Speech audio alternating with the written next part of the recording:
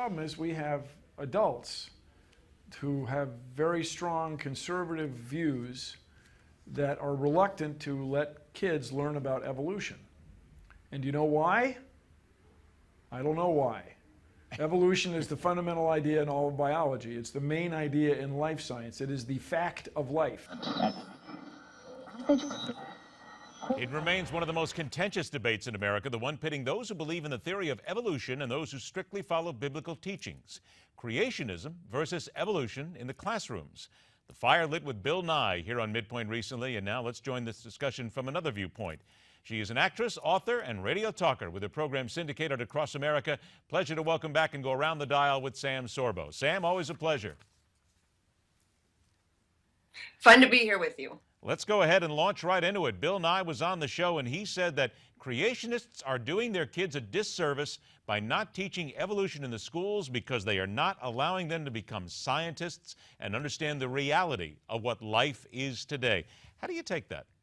Well, he's completely discredited himself as a scientist because science is based on fact and proof.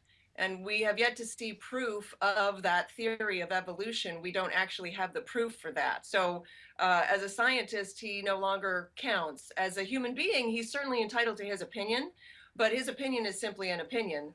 I have a right to teach my children the truth, and I believe in creationism, so we will differ on that, I guess. Okay, but here's where his point will come in and where the science will come in. They will say that there is carbon dating proof that the Earth is several billion years old instead of being 6,000 years old. We also have recent artifacts that are being uncovered in different parts of the world which show us, and they're testing those, and they're saying that these are found to be here for millions of years. So how can we say that there's no real evolution evidence if indeed we have the scientific evidence that backs that up? Well, we have some scientific evidence that backs it up, and we're also lacking a good deal of scientific evidence. And I think it's fantastic that science is always absolutely infallible, and they have never made a mistake on anything. It used to be the accepted science that the Earth was flat, and anybody who challenged that was considered to be absolutely ridiculous. Anybody who thought that the Earth revolved around the sun was considered to be ridiculous. That was the science of the times. Science is constantly changing. It is science that's evolving, actually. So, and the theory of evolution actually stands true for science, but not for the ultimate truth, which are God's laws, the laws of nature, and nature's God.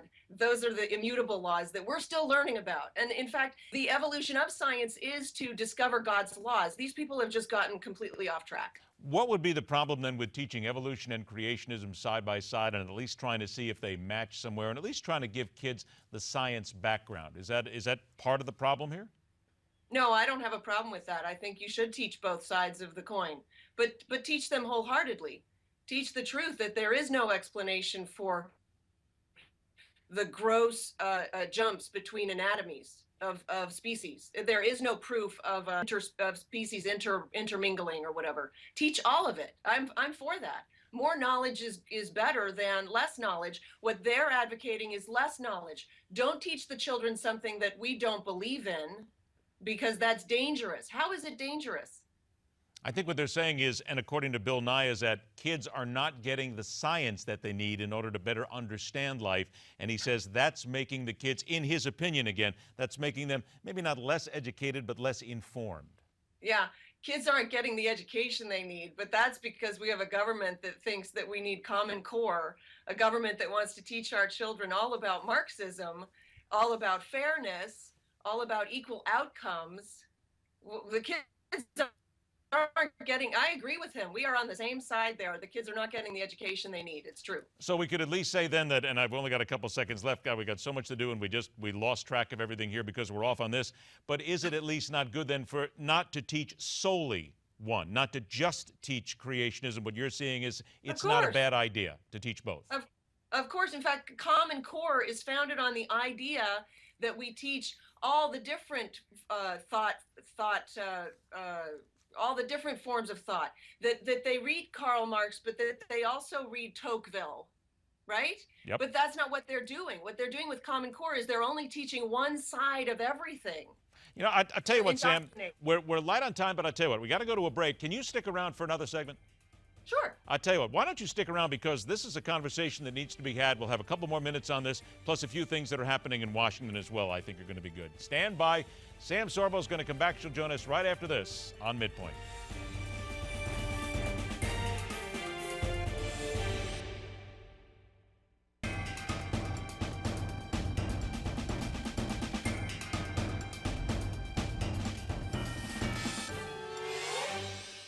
Welcome back, and more on the day's events. Let us also welcome back once again syndicated talker Sam Sorbo joins us. All right, Sam, let's go ahead and turn to the CIA torture report here, because this is what's getting a tremendous amount of attention here.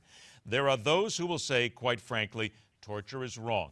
Any sort of torture, it is absolutely wrong. It's the wrong thing. America needs to stand for something morally greater. But there are also those who will say, these were people who wanted to kill Americans. They killed innocent people, so we have to do whatever it takes in order to find them and bring them to justice, even if it means we have to bend the rules a little.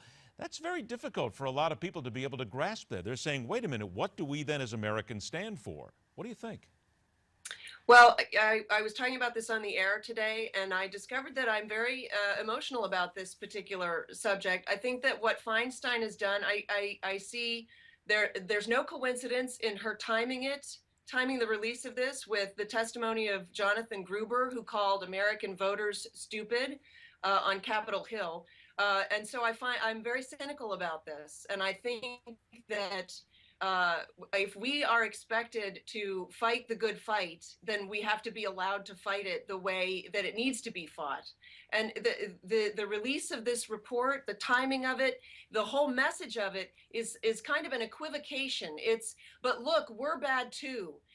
We call those guys bad, but apparently somehow we're bad too because of this. And I think that it's a very dangerous thing, and I think it's absolutely wrong. And, Well, and because of the political ramifications, I think it must be the wrong thing. what about those who say then that we are just as wrong as anybody else because we go after human rights violations around the world and we say you're bad for torturing and you're bad for doing this, yet, and here you have the left coming in and they will say that, well, we torture, so we must be just as bad as they are. You know, the thing is, Ed, that tolerance is only as good as it gets. You cannot tolerate the intolerant, because then the intolerant will win. And it's the same thing in warfare. And we are fighting people who behead people. So excuse me, but cry me a river for somebody who's being forced to walk down a hallway and get hit a couple of times. I'm sorry, I don't have sympathy for that person when I know darn well that that person is going to cut off the head of a child the very next day they get out of prison. I know you're very emotional about this when it comes down to what ISIS is doing right now, because there is, as you pointed out, there are the beheading of children. There's sexual slavery that is involved here. A lot of this goes by the board and really doesn't get covered a lot in the media. But isn't this the sort of rank evil that sometimes it almost justifies if you have to go that extra mile in order to bring these people to justice simply because of what they do to the innocents? I had this conversation with Lieutenant Colonel Tony Schaefer on my show. Must you become evil in order to fight evil? Do you get tainted a little bit with that evil? And there's always that danger. But the fact is that in order to fight evil, you have to commit acts of evil. There is no stopping point. There is no, well, I can just be good over here and then evil won't come over here. We need to defend ourselves in order for good to prevail. As someone who follows the teachings of Jesus Christ and someone who is very religious, how do you come to grips with all that? It's not considered murder if it's in self-defense. And is that what we're missing? And by the way, I don't support the death penalty. Is that what we're missing in this argument, though? In that sometimes you do have to go that far in order to do things? Is that what the Republicans need to understand? Is that what the Democrats are missing in all this? And then in order to stay safe, sometimes you've got to go there? Yeah, I don't know. I think there's a whole version, there's a whole side of, the report that Dianne Feinstein released was not a Senate report, it was a Democrat report. There's a Republican version of this report that doesn't have the same sort of conclusions that her report draws. Mm-hmm. Her report is founded so that we draw the conclusion that we are just as bad as our enemies. That is a false narrative. But it's the same thing, you know, you mentioned ISIS, and they're taking female slaves, and you're allowed to beat your slave if you don't beat her in the face, and you're allowed to rape her as many times as you 10 want. seconds. And now we have the narrative in the United States that our culture hates women. Really? You want to compare those two things? I'll Give tell you me what, a- Sam, you've opened up that door, but we're all out of time this time. We will have you back. We'll talk about it again. Always a pleasure. Best to your family, Sam. Thank you, you too.